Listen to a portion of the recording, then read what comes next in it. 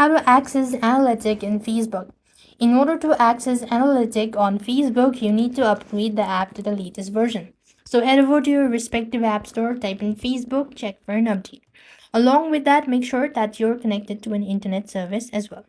Now, then, to begin with, log into your Facebook account, and from your feed, you want to click on Pages in the left hand side corner. So here, you're going to click on the menu bar and then go to the Pages section.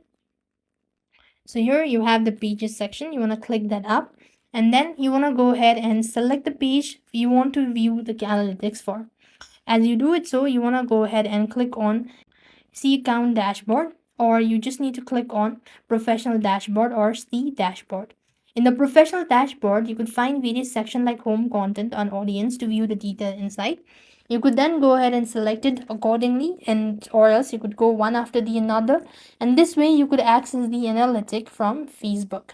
That's how it works. I hope the video was helpful. Make sure to like, share, and subscribe. Thank you for watching. See you in the next video.